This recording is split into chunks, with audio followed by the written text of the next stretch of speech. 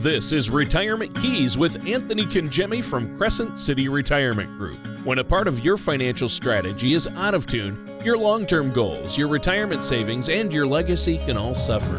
With many years of experience in the financial industry, Anthony provides his clients and prospects with the information they need regarding Social Security, retirement income planning, wealth management, and much more. Listen in as we address your financial concerns and provide helpful solutions to put you on the path to achieving your retirement goals. And now, here is Retirement Keys with your host, Anthony Congemi. Welcome to another show of Retirement Keys. My name's Anthony Congemi with Crescent City Retirement Group.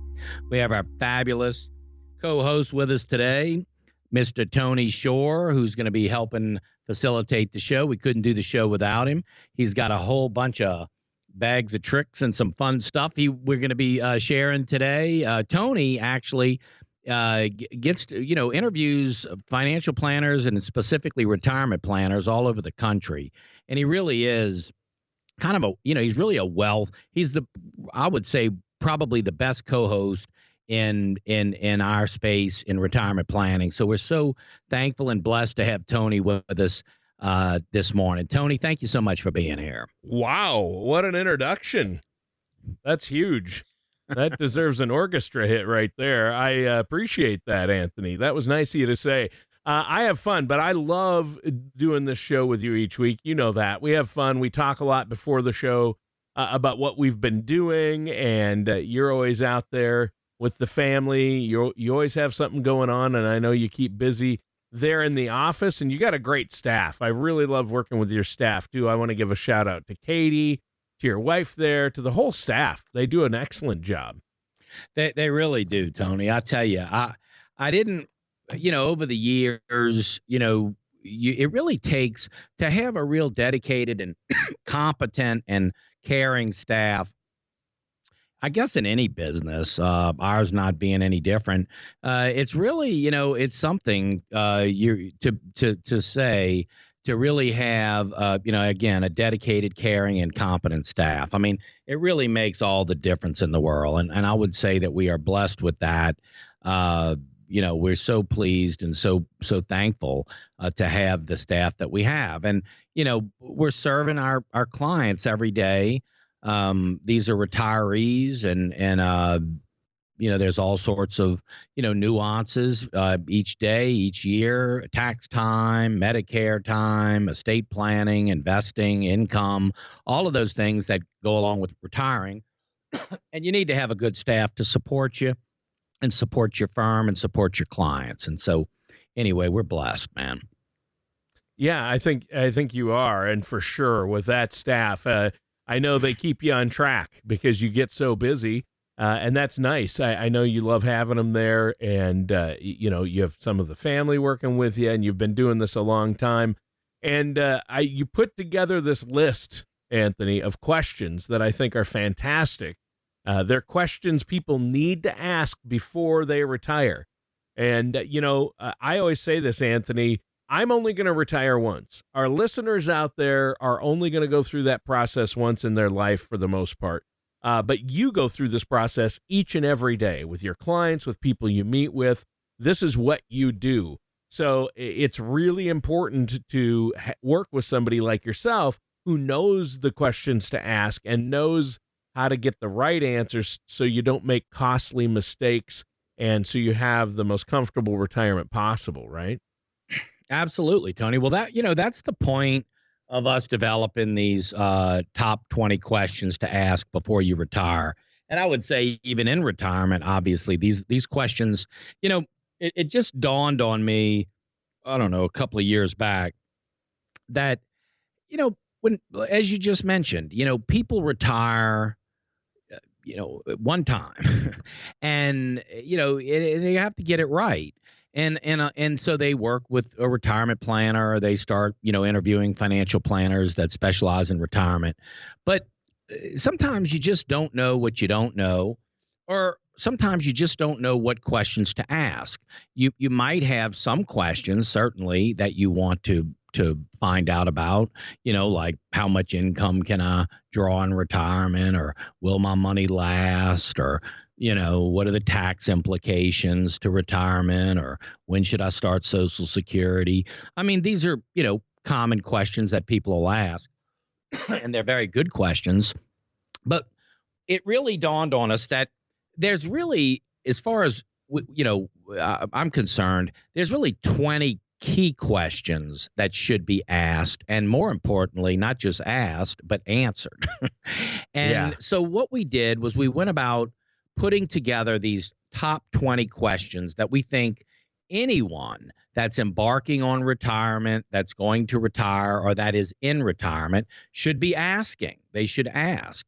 They should ask their financial advisor. They should ask their retirement planner. These are, now there's certainly could be other questions. Oh, sure. But, obviously, but we really feel that these 20 questions are really going to get you started in the right direction of having meaningful conversations with your retirement planner, with our firm, whoever you choose to be your partner in retirement. These questions should be answered. And so what we did was we created this top 20 questions, and it's on our website.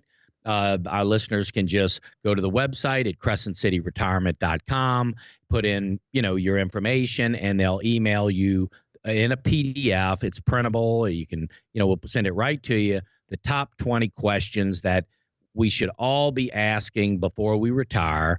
And we have it in a PDF. We just want to send it to whoever wants it. And so we think it's good. Well, that's great. And yeah, we've been, over the last few shows, we've been going over these questions. And I think we're about halfway through, but maybe you could recap really quick for our listeners out there the first 10 before we get into the second half here. Absolutely. So I'll do that. So we're not going to go deep into the answers, but we are going to read the first 10 questions just as a recap. So the first questions, or actually the first 4 questions, are going to be wrapped around estate planning or enhanced planning, as we like to call it, enhanced planning, estate planning. So first 4 questions around that. Question number 1 was, what estate planning documents should I have to avoid legacy planning mistakes? So what documents should I have in place? That was question 1. Question number 2, how do I leverage what I have for wealth transfer? So for people that are interested in passing their assets on in the most tax efficient way, they really want to leverage what they are passing on. That's the question. How do I leverage that? Now, let me just say that not everybody, that doesn't mean that all these questions are on a scale from 1 to 10 or a 10 for everybody. Some people might say, I'm not really worried about wealth transfer. I'm not worried about how much I pass on. We're more worried about, just enjoying our lives in retirement, and then whatever we pass on, they'll ultimately get. So it really depends on the person. But let's face it, we want to make sure we're tax efficient. We're transferring. We're giving more to our heirs and leaving it in the family, and not, if you will, paying undue taxes. That didn't need to happen. But how do I leverage what I'm passing on? Wealth transfer. That's question 2. Question 3 was, what are the most tax efficient assets to pass on to my heirs? So out of all of my assets, my after-tax money, my Roth IRA money, my traditional retirement money, pre-tax, after-tax, what are the most efficient assets to pass on to my heirs? That was question 3. And then question 4 was, how do I handle a spendthrift, special needs, or minor beneficiary? So spendthrift is, someone that you might have as a beneficiary that you feel, couldn't handle a bunch of money at once, and you're trying to structure some income for that person. You feel that would be more beneficial. Or special needs, if you have a special needs, someone in the family, child, grandchild, niece, nephew, somebody with special needs, or minors, you have, let's say, grandkids, you want to set something up for, college fund or that sort of thing. So the question is, how do I handle a spendthrift, special needs, or minor beneficiary? So that was the 4 estate planning, legacy planning questions that we think are important to ask. And then we got into healthcare and long-term care. That was question 5 through 8. And question 5 was, what is the average cost of long-term care? So we know under the healthcare planning, we have, medical care, hospitals, doctors, and long-term care is what once you get discharged from, let's say, a hospital or you have some type of illness, you either go home or assisted living or a nursing home to recover. So the question is, what is the average cost of that? That's question 5. Question 6 was, if I require long-term care, how do I protect my assets and remain independent? So if somebody says, well, yeah, what if I get sick? What if I have a stroke? What if I, have a health issue and I need long-term care? The two primary objectives typically are going to be to protect your assets and to remain independent. And so that's what question 6 was. How do you do that? Question 7 was, what does Medicare pay for as it relates to long-term care? So we know at 65, we'll get Medicare, Part A and B, or we may be on a Medicare Advantage plan for hospitals and doctors. But the question 7 is, what does Medicare pay for as it relates to long-term care? Does it pay everything? And of course, the answer to that is no. And what I would say, and to our listeners, if you have been, involved with a family member or a friend or a spouse or someone that has required long-term care services, in your own family, if you're experienced with that or if you've been exposed to that, that it can be, a daunting time. It's expensive. You have to start figuring out, where this person's going to receive the care and how we're going to pay for it.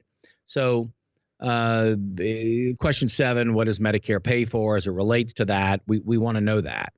And then question 8 on long-term care was, what are examples of long-term care environments? Meaning, where do people recover? What are the environments? Where can they go to recover? And I can just say, obviously, most people want to stay home Right. and recover. Yep. And that, typically. And I will say, Tony, not to digress too far into this, but we have more options today to be able to stay home than we did in the past. Okay. I mean, now with the services that are available, you have meal services, you have more transportation services, with DoorDash and, all kinds of transportation services. Then there's, widening doors, doing all kinds of modifications to the home, with technology. Even today, we can build a plan of care, if you will, for someone who needs care, whether they need, transportation, they need, a sitter to come a couple of days a week or somebody to help with activities of daily living. But the services are more plentiful today than they were years ago. And so I guess what I'm saying is the likelihood of someone with the proper plan of care to be able to stay home is much greater because of the availability of services that are available. So anyway, that was question 8. And then question 9 was starting to get into income and Social Security. And so, again, the first 4 questions was all about estate and legacy planning, how things are going to pass on. The questions 5 through 8 are more about health care planning and long-term care. And then 9 through 12 are questions as it relates to income and in retirement. So I think that's probably where we left off, Tony. I think we talked about question 9 last time in 10 as it relates to income. Question 9 was, how do I determine how much net income I will need in retirement? So that's a foundational piece of a retirement plan, is going to be how much income someone's going to be looking for in retirement, right? Right. It's going to be, hey, we need income, not just to pay our expenses and bills, but also, you're thinking in terms of lifestyle. What are we going to do in retirement, and how much income? And then, of course, we have in bold, as you see there, Tony, the word net. right? Because, we have to factor in taxes and health care. We know there's going to be federal taxes to pay and state taxes to pay.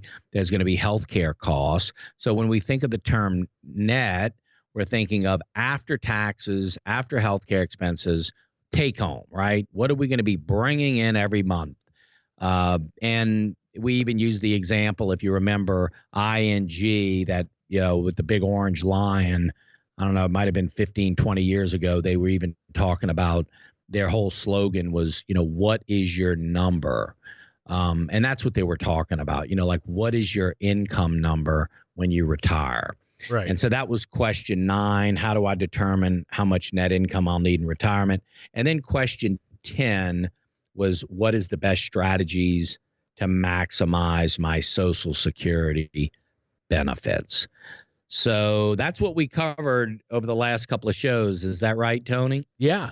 Yeah. And we covered a lot of ground there. I mean, that's a lot. And now we're on to number 11, which of course has to do with taxes. It seems like they're always creeping their way into financial planning and especially retirement planning. One thing I did not know before I started working with you, Anthony, is that my Social Security can be taxed. So a lot of people want to know, what's the 11th question then? Yeah. So the 11th question is, how can I lower my taxation or the taxation on my Social Security benefits?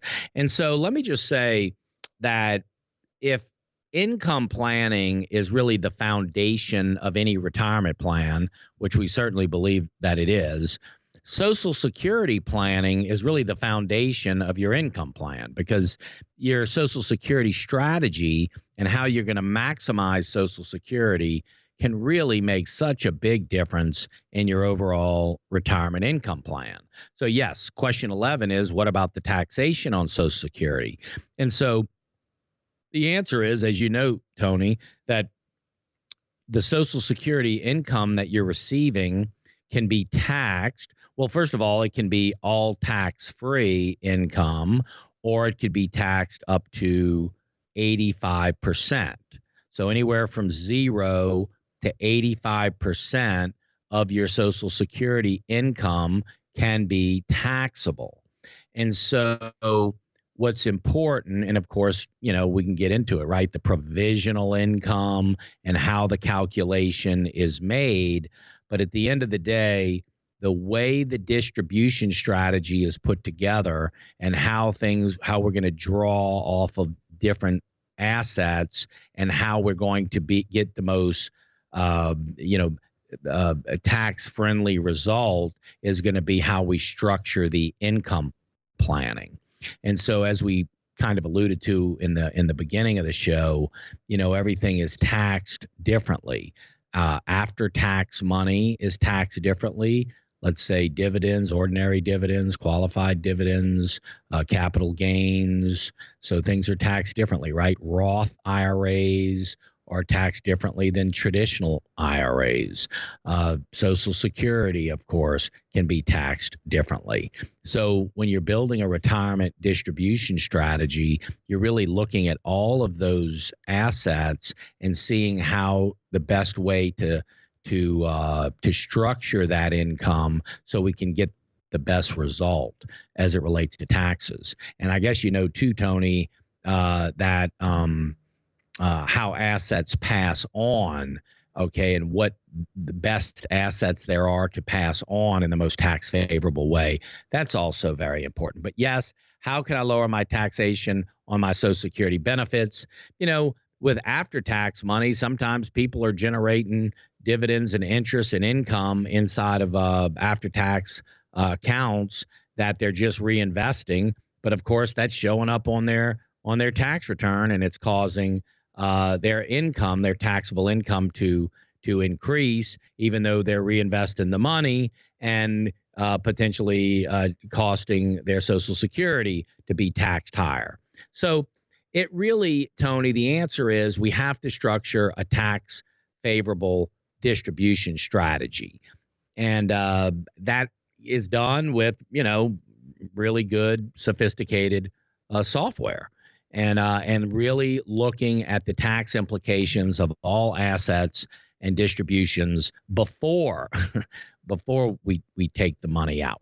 And so that's tax planning and tax distribution planning. We often say tax preparation is really after the fact, right? I mean, we all, in January and February, we start gathering up, our W-2s or 1099s, and we go get our taxes done, right? Our tax preparation. But tax planning is done throughout the year. After December 31st, it's the door is shut. And so we just need a good tax favorable distribution strategy. What do you have? I think we have time for one more question, Anthony. Question 12 is, what portfolios should I invest in for my retirement? So when you think about portfolios or model portfolios, they all have different volatility, different risk scores, if you will. And the risk scores could go anywhere from a 0, which would really be no volatility at all, to 100, which could be a very volatile portfolio. And so depending on how that portfolio is going to be utilized in your retirement income plan is a big part of what we need to answer that question.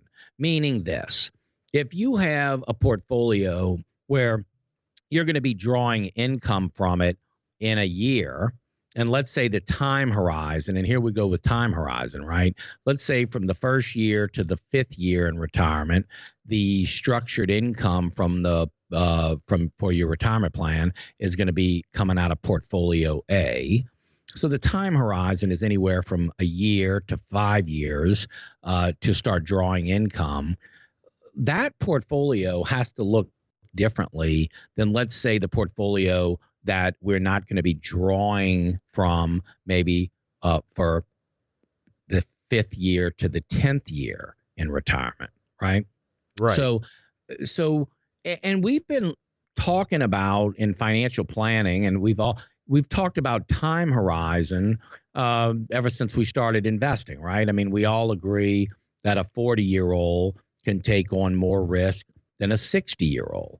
And the reason why we would say that's true is because, the 40-year-old has more time before they have to start drawing from the investments. So they have a longer time horizon. Well, that same philosophy applies in retirement. The portfolios that we're going to utilize in the shorter term of retirement have to look differently, more conservative, much less volatile, more income oriented than maybe portfolios that you're going to utilize 10, 15, 20 years down the line. So the question 12, which says, what portfolios should I invest in for my retirement? You have to start with, how much income are we going to need in retirement? Where's the income going to come from? And when are we going to need to start drawing income from these particular models or particular portfolios? So the answer is it's going to determine when the money needs to be available to start drawing income.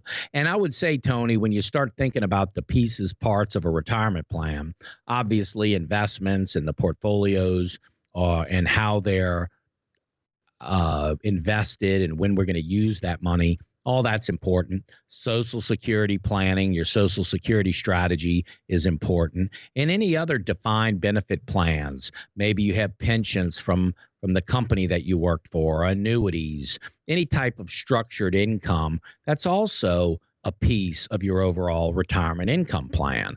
And ultimately, it all has to just simply be coordinated. Mentioned it before on past shows, but we're almost out of time today, Anthony. The show just flew by.